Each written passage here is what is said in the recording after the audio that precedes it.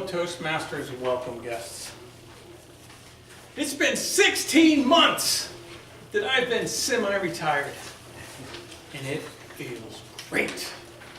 Except some of my friends have asked me, what do you do with all your time? What are you eating, bonbon, watching Oprah reruns? Well, maybe not the bonbons.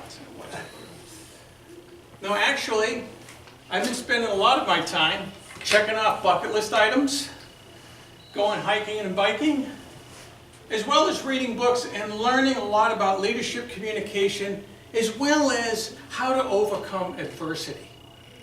I find that really fascinating because we all recognize life has its peaks and its valleys, and we all must deal with adversity. And I've been dealing with some adversity, and I was wondering, how do other people do it? So tonight what I'd like to share is 3 strategies or mindsets on how to deal with adversity in your life. And the first one has to do with when you're nervous. We've all been nervous, especially during a job interview, a first date, giving a sales presentation, or even coming up here to do a table topic. We get nervous. And what happens when you get nervous? This adrenaline courses through your body, and you just feel really uncomfortable. And sometimes it can get so bad you feel nauseated. What I'm asking you to do is the next time you feel that, see, if you start thinking, oh, I'm nervous, it brings a message to your mind, you're nervous, and what happens? You get more nervous. What I'm asking you to do, instead of thinking that, the next time you get that feeling, repeat to yourself, I'm excited. I'm repeating that to myself. I'm excited. You know why?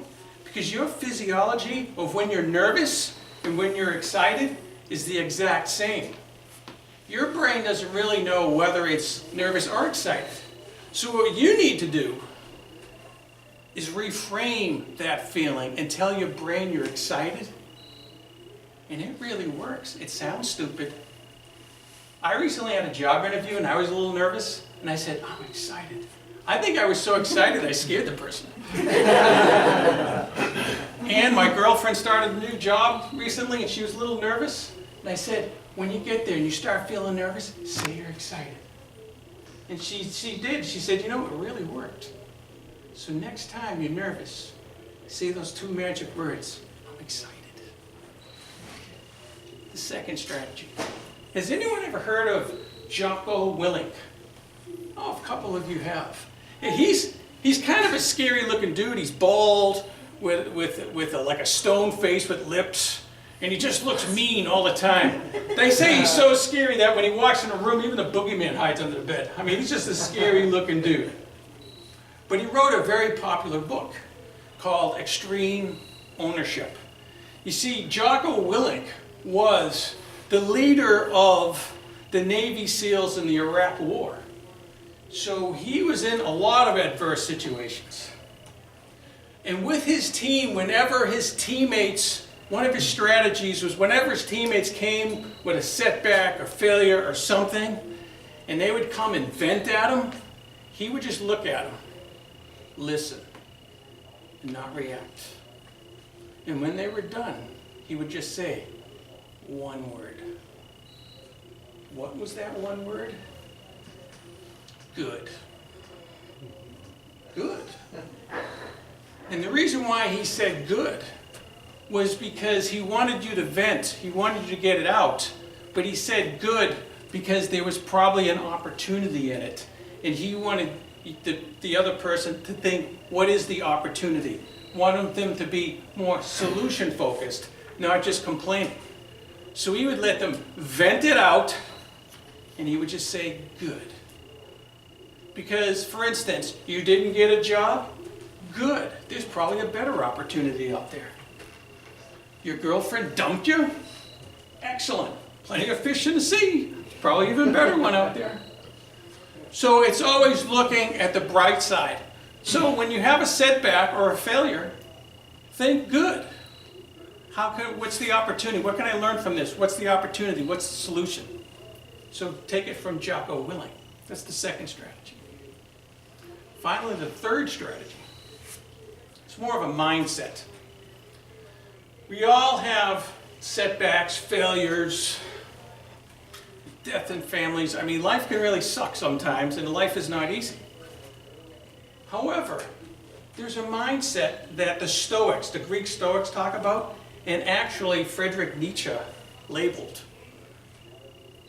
Whenever you have adversity in your life, think amor fati, the love of fate. Embrace what is happening. I could explain this, but I thought it would be even better because this is the best explanation of it, and it's from Ryan Holiday, who wrote the book, The Daily Stoic. He says, amor fati is a mindset that you take on making the best out of anything that happens. Treating each and every moment, no matter how challenging, as something to be embraced, not avoided. To not only be okay with it, but to love it and be better for it. So that oxygen to a fire, like oxygen to a fire, obstacles and adversity become fuel for your potential. We all expect our lives to be rosy fairy tales where everything works out for us and we all live happily ever after. But that never happens because we know life has its ups and downs. People die, people lose their jobs, people have shitty bosses, whatever it might be. And it seems like it affects our lives. But instead of denying it, instead of complaining about it, instead of blaming and utilizing all that energy, what the Stoics and Nietzsche talks about is to incorporate the mindset of amor fati, is to embrace the reality, accept it, recognize it's necessary, it's part of your life, and let it be the fuel for you to use it as a positive and to move your life along. Amor fati. So tonight I talked about 3 strategies, and you can start using them tonight. When you come up and you have to do a table topic and you're feeling a little nervous, repeat to yourself, I'm excited. Don't let us hear it, just keep saying it to yourself. And believe me, it works. And if you come up here and you do a table topic and it doesn't meet your expectations, good.